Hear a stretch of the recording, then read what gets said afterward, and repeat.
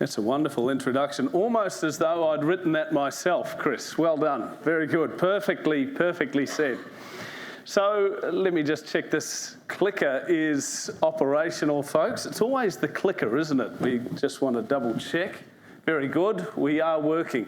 So folks, Tony Kirton's my name. As Chris said, I want to share with you just a couple of ideas today to help you around two ideas, around engagement, student engagement, and importantly, comprehension. So it's interesting because when Fred, wherever Fred happens to be, invited me to speak at this year's Vitas conference, and our clicker is playing up, which I hope isn't going to annoy me too much today. I might have to stay over this side of the room. When Fred invited me about 6 months ago, he reached out and said, hey, have you got some content? What can you put together? I sent him some stuff on this visual vocal image stuff that I'm doing. He said, I love it. Let's book it in. How long do you need? I said, normally I deliver this over an 8-hour period, but I can drill it down for you in about 90 minutes. I can do a 90-minute webinar. Fred writes back to me and says, you've got 30 minutes. And I note that I have even less.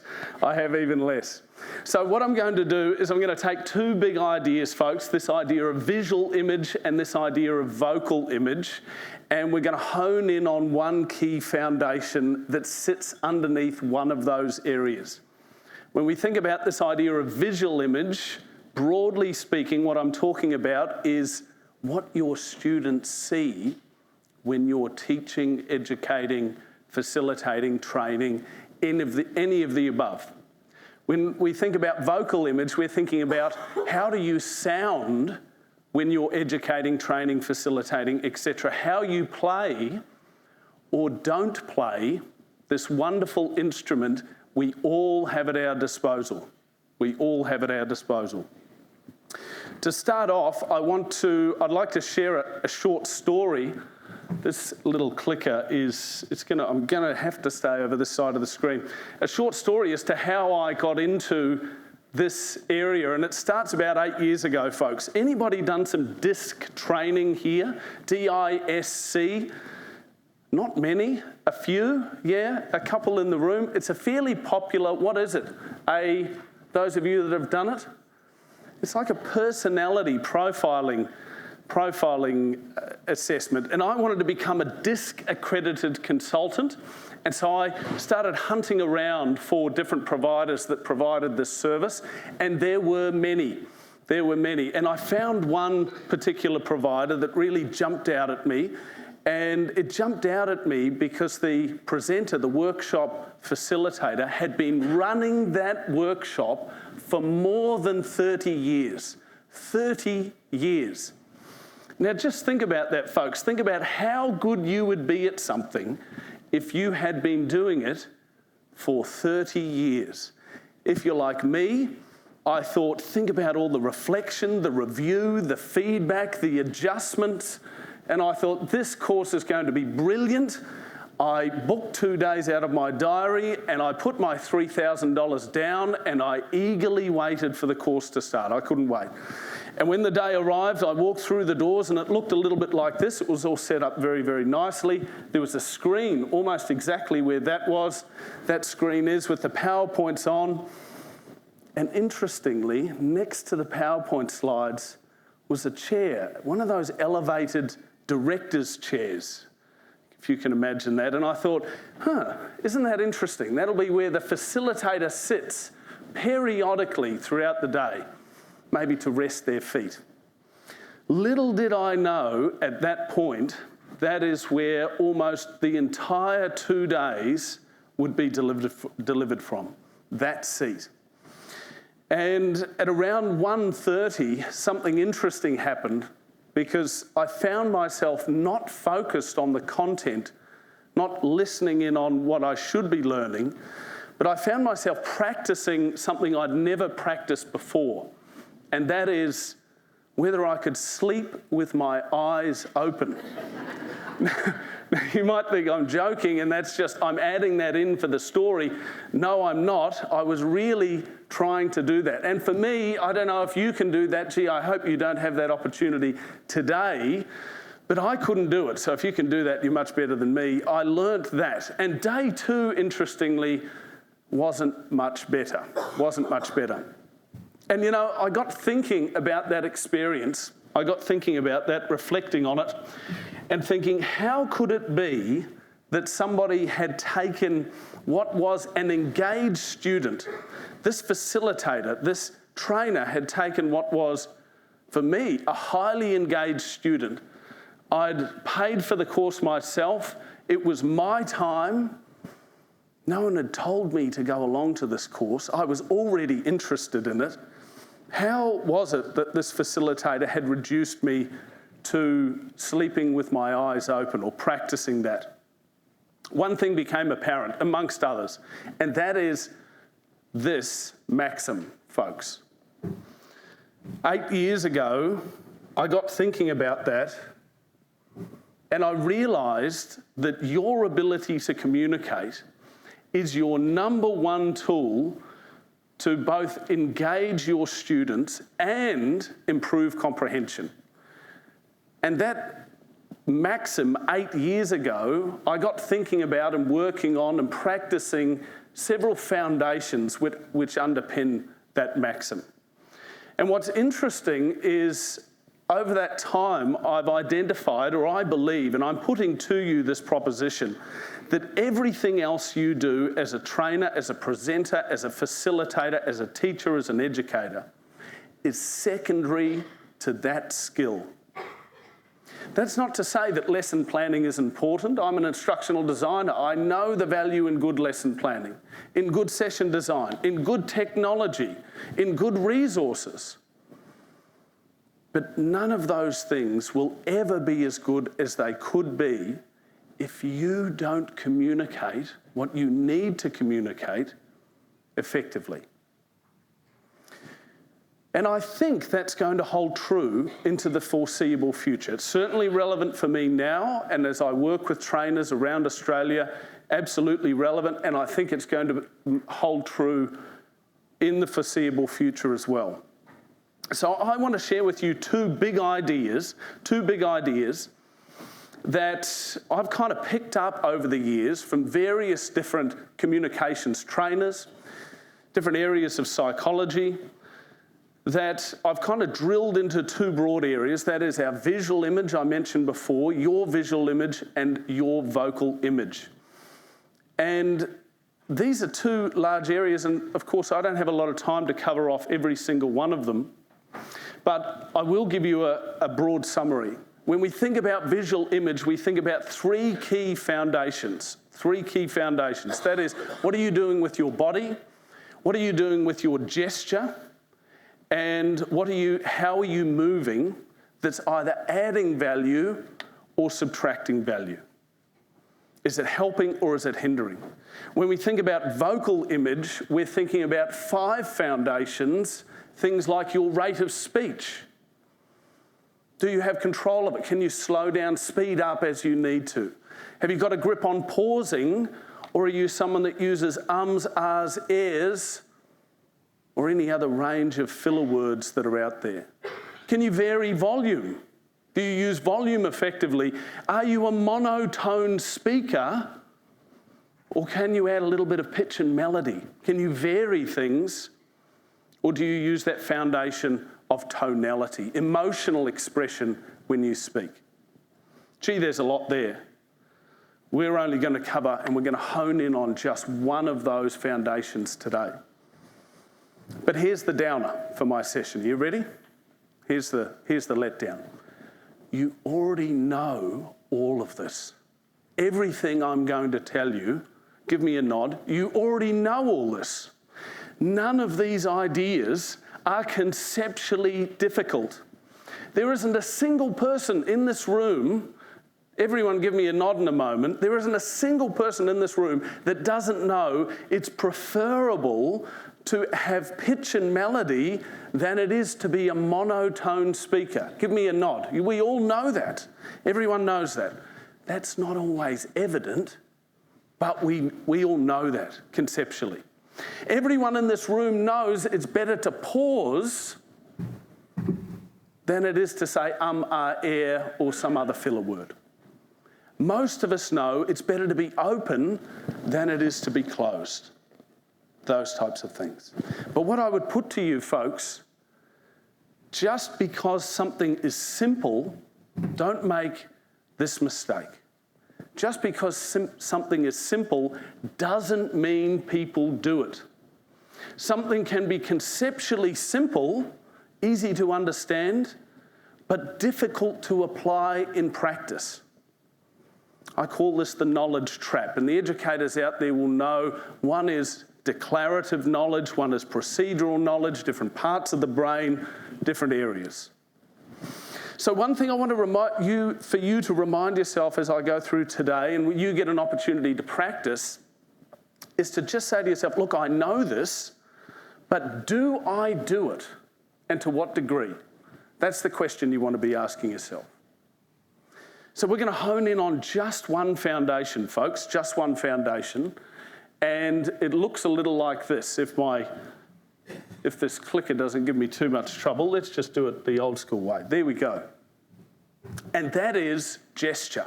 That is this idea of gestural animation, improving your gestural vocabulary, or what Chase Hughes refers to as body narration. Body narration. And you might think, well, Tony, why have you picked this one? Out of all of those different foundations, the 8 foundations, why this one? Well, when I run this program, whether it be for executive leaders, whether it be for line managers, trainers, educators, presenters, or just people that want to get better at public speaking, overwhelmingly, gestural animation or their gestural vocabulary is underdeveloped. Most people that I work with can improve, sometimes dramatically, in this area. And I'm going to explain to you why this is important for educators, and it's something that educators should be paying attention to, or anybody that wants to be better understood. Anybody that wants to be better understood. So before we go any further, let's just catch up on our neuroscience, just super briefly. Don't sleep with your eyes open here, folks. Catch up on our neuroscience. The part of the brain, or one of the major parts of the brain that deals with what we're talking about, what I'm describing here, is known as the Broca's area. At least in 2024, we understand that the Broca's area plays a major role in 2 key functions. That is speech production and language comprehension. Language comprehension. Not the only area, but one of the major areas of the brain.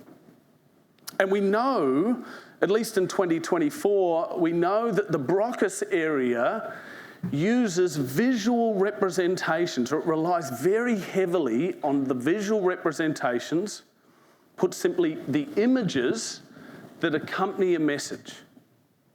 The images that accompany a message. This is an image. It's accompanying my message. Everyone in the room will appreciate that it should be consistent with what I'm talking about. You are, as an educator, are also a visual representation. You are an image when you are speaking. Whether we like that or not, the Broca's area is looking at you, of your students' Broca's area, and it's trying to determine what's being said, key points, key messages, and it's using how you're moving to interpret that. And in some cases, it'll default to what the body's doing as opposed to what's being said if there's a lot of inconsistency. That's a session for another day. But it puts a lot of weight on these messages. But let's just pause for a minute, because I know when we start talking neuroscience, people can start practicing sleeping with their eyes open. So let's just time out for a minute. And let's do a quick activity. Just find a little bit, make sure you got a little bit of space for this. Just pop your arm out in front of you. Don't hit the person next to you. Yeah, very nice. Gee, wonderfully compliant group today. Fantastic, excellent. Turn your palm up like so. Just follow along, don't think too much about this. Turn this 90 degrees like so. Gee, you're wonderful group. Bring your fingers together like that, like you're sort of doing a sort of pinching some salt. Very good. And place your fingers on your cheek. Oh, if there was a little bit of this. Some of you... So, very good, very good. You can take those down now. No, hold them there for the rest of the conference. That'll make a great photo opportunity. Now, some of you, look, I kind of tricked you a little bit there, but this is an analogy I want to use for that visual representation. Our Broca's area very much defaults to what it sees as opposed to what it hears. That doesn't mean that it ignores, but it very much puts a precedent on what's happening in the visuals of the speaker. Now, here's a paper I'd like you to go and check out. Definitely have a read of this. Take a photo of this now. I'll step out of the frame. And the title says it all. Gesture gives a hand to language and learning. There are many of papers like this and some wonderful books on the power of gesture. The power of gesture. I shared this one of all of them with you because this isn't protected by a paywall. So you can go and download this literature review. If I spark some interest today, and you might go and check some of this stuff out. What we do know is that people that gesture appropriately are not only more engaging to listen to, so people prefer to watch a speaker that gestures, an educator that uses appropriate gesture, than people that don't. And we also know, as you'll find in this paper, we also know that an educator or a speaker, a communicator that gestures appropriately enhances comprehension. They are easier to understand. They are easier to understand. One interesting thing is a communicator that uses appropriate gesture lowers the working memory load of the listener. If the person aligns or uses a gestural vocabulary which is consistent with the words that are being used. At this point, you want to be thinking, how developed is my gestural vocabulary?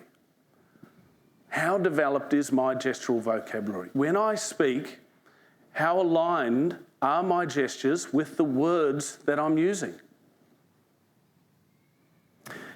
So you sort of get a double effect here. You're going to get more engagement and you're going to get that increased comprehension and you're going to lower the working memory load of your students. Now, a couple of things what this isn't before you get practicing it. Who's had a game of charades in the past before? Anybody here? Hands up. Yes. Yep, very good. Okay, it's not that. Okay, so put that to the side. People think, okay, I've got to increase my gestural vocabulary. I have to animate every word. No, that's not what it is. What we're talking about is you might identify a key point or a key word and you underscore that with a particular gesture. Key point, key phrase, maybe a key topic that you highlight or you push down a little bit. Look, this is something you should avoid. And those gestures should be so aligned in your brain or so practiced that when you say it, the gesture comes naturally, which takes a little bit of practice. Now, someone said to me, I was in a workshop 2 weeks ago, and they said, Tony, I was always told not to gesture. Someone said to me, look, as a trainer, you should stop gesturing. And I said, well, show me how you gesture. And they did this. And I said, well, keep following that advice. So what we're not talking about is wild gesturing like this, right? People often think gesture and they think hands going everywhere. No, we're talking about considered, careful gestures that align with what you're saying. So, let's give you some, well, here's a key proposition. You can jot that down if you like.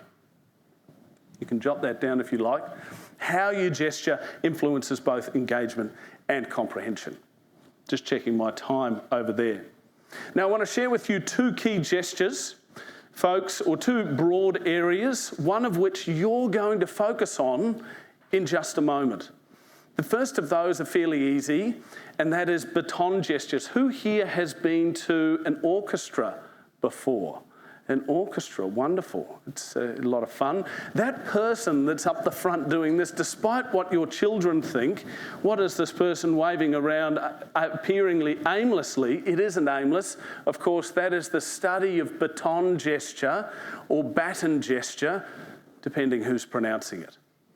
Now, baton gestures are pretty simple. Baton gestures add movement and motion to when you speak.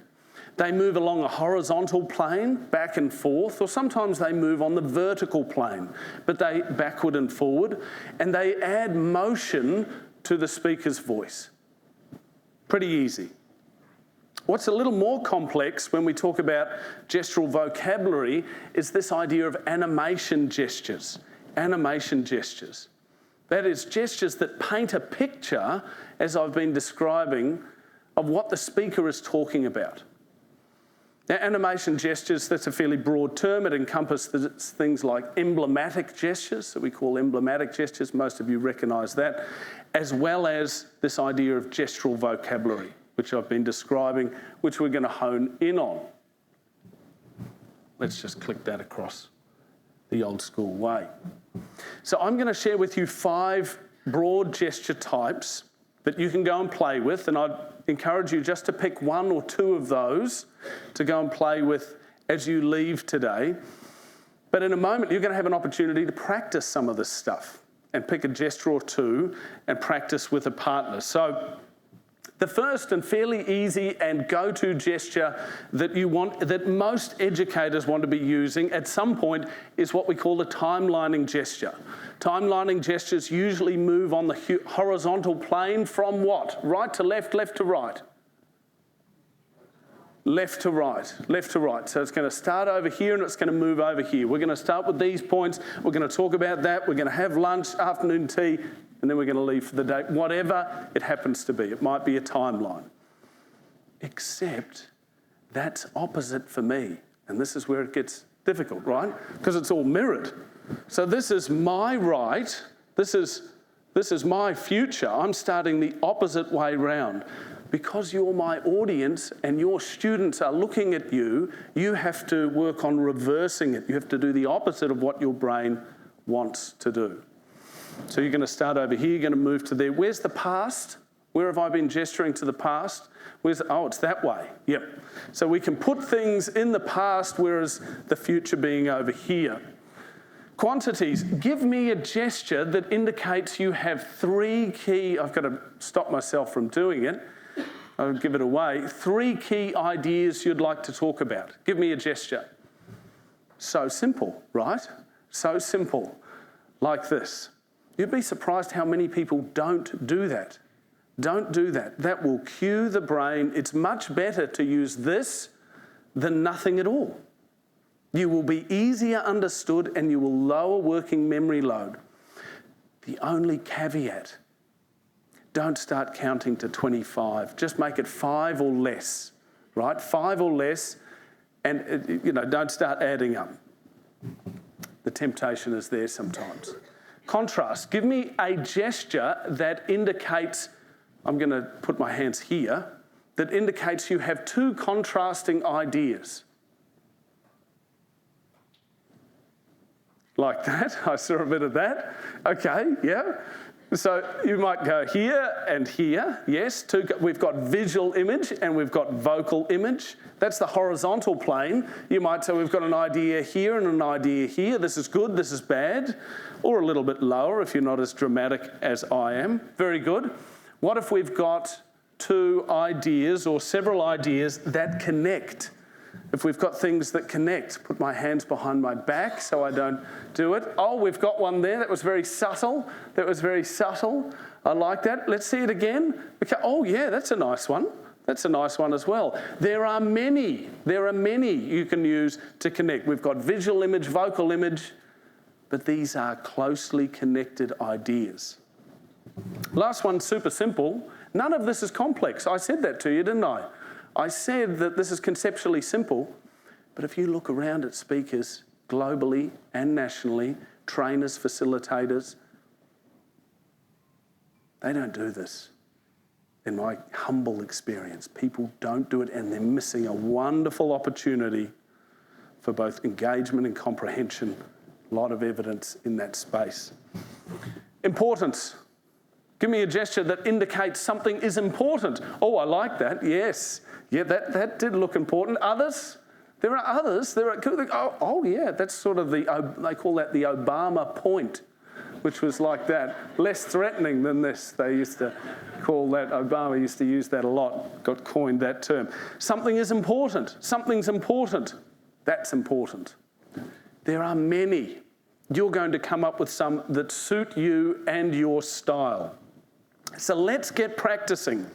Let's go and put some of this into play, and there are two parts to this activity. The first of those is I'd like you to develop and just draft up, just put together a 60-second introduction. 45 to 60 seconds. Now, don't get too caught on this. This is just simply the vehicle to practice some gestures. You're at a conference, you're probably going to meet people, and an introduction doesn't hurt, but certainly from an educator perspective, from time to time, we're going to introduce ourselves. So in a moment, I'm going to ask you to do that. The key part of this is during that intro, I'd like you to identify at least 2 to 3 gestures that you're going to consciously use as you're delivering that intro to your partner. In a moment, we're not there yet. Now, here's some ideas that you might, if you're stuck and you think, how should I introduce myself?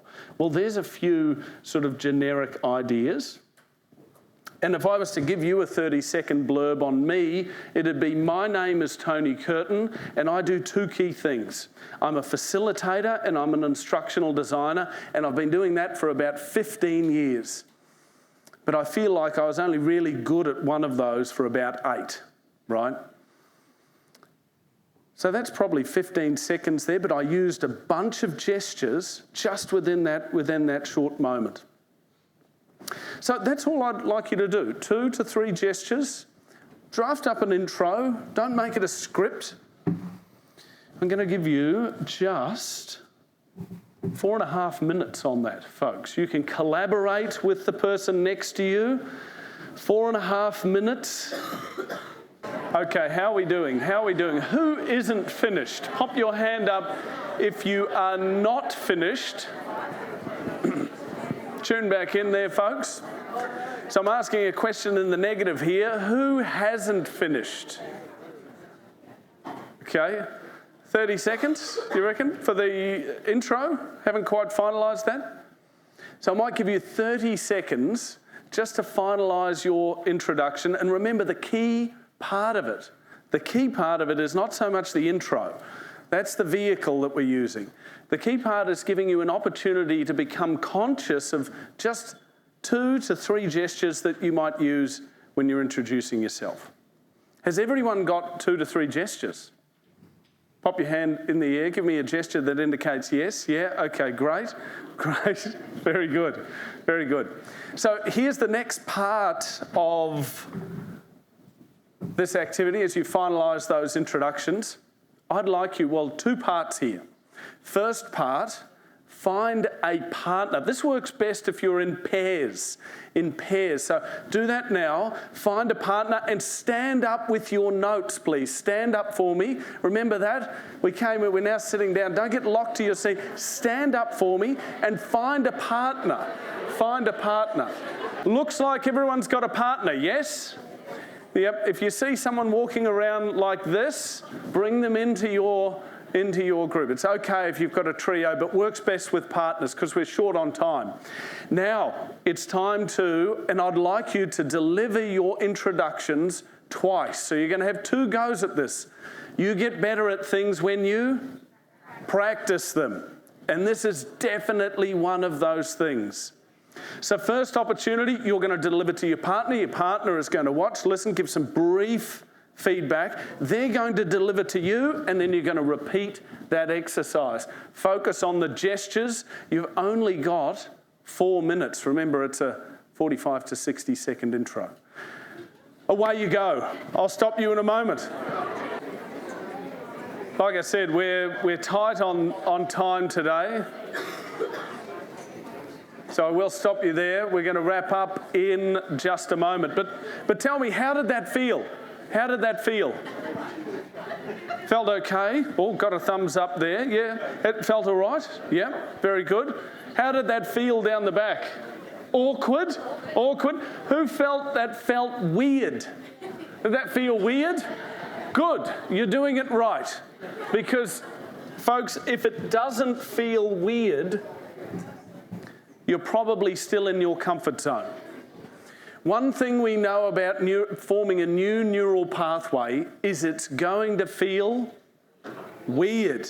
That's the very premise. That's the what you will feel when you are forming a new or changing a neural pathway. That doesn't mean it's wrong. Now, I saw a little bit of this super quickly. I saw some people up here. It was your partner up here. Now, maybe another time we'll talk about where you gesture on these planes makes a difference as to how you are perceived. Okay, so broadly speaking, you want to keep it somewhere around here. If you're up here, this is, right. You start getting, it's a bit Tony Robbins sort of stuff, right? Anyway, that's for another day. That's for another day. So, folks, I've covered a couple of things with you today. First of all, I shared with you some stuff around visual, or I should say visual. I touched briefly on 3 key foundations that sit underneath that: visual image and vocal image. We didn't delve into anything around vocal image, but we did touch on those 5 foundations, things like pausing, rate of speech, etc. I made the case to you that from an engagement perspective, you should be interested in this idea of gestural animation, improving your gestural vocabulary, and just becoming a little bit better in that area. I also made the case, and I hope you go and read some of those papers on this idea, that educators should be paying attention to how they're moving and how they're gesturing in this space. That it does have an influence on working memory, and it does influence comprehension. And then lastly, you had an opportunity to practice and feel a little bit weird putting in place some of these things. Make it feel you. Each of us will deliver it a little bit differently, right? But gestural vocabulary should be incorporated into every educator's repertoire to a greater or a lesser degree. So I'm going to leave you with this final thought, folks, and that is that the power to engage your audience, your students, and enhance student comprehension is literally in the power of your hands. Literally in the power of your hands. So I'm going to finalise. I think I'm out of time. I'm going to say to you, you've been a wonderful audience. Give yourselves a round of applause. You've done a great job. I've been Tony Kirton, and I thank you for having me today. I don't know if we've got time for questions, do we? We do? Just a couple of minutes. Yeah. Great. Timed it perfectly there. Wonderful. So we're going to open up for questions. If you've got a question, an inquiry, something about what we've talked about, or maybe even an extension of what we've talked about. Yep. Yes. Thank you, Tony. Oh, thank you. Thank you, Tony. I'm Laura Ramos from Schools Industry Partnership. Thank you so much for that great presentation. Thank you. I'm really interested in how gesture works across cultures, because we're in such mixed bunches. So I don't know if you had any advice on how we might maximize that in communication, whether we just use hands, our faces, or our bodies. Yeah, this is a wonderful question, and it's a really common one. It's an important one, particularly in a multicultural country like Australia. So 2 parts. When you're gesturing, you want to be conscious of what we call emblematic gestures. This is an emblematic gesture, which are often culturally related. Okay, so I'm not going to rattle off a bunch of emblematic gestures, but you can think of a few. But the other we might think of as what within the non-verbal community they refer to as limbic gestures. That is, because we're human, just because the person is human, they will relate to them. So this gesture here is what we consider a universal gesture. It's cross-cultural. This is overwhelmingly considered an open gesture. Okay, we can go to the hills of Papua New Guinea, we can go to the depths of the Amazon, we can go to Greece or wherever, and open palm gestures are considered, okay, this person is friendly, they're approachable. So we look at what gestures are universal. We know that the brain universally assigns, for example, height within hierarchy. Things that are higher are important. So this gesture, these types of hierarchical gestures will almost certainly be cross-cultural. So what I say to people is be conscious of emblematic gestures you might use, this type of stuff. But things like painting a picture, by and large in Australia, that's going to resonate, both from a cultural perspective, that's a learned thing, that painting, that's very emblematic. But by and large in Australia, that you're going to be pretty safe with some of that, and it's going to improve comprehension. So you do have to be careful with some of those that are a little bit culturally specific, but by and large, if you're focusing on stuff that kind of feels right, if it's universal, where have I picked this up from, it's hierarchical, or it's a timeline in Australia, you're going to be okay with that. A little bit different in some other countries, where we might not be so animated. For Northern Asia, for example, if you were presenting there, but being that you're presenting in Australia, you'll be okay. Yeah, great question. Other thoughts, folks? Maybe one more.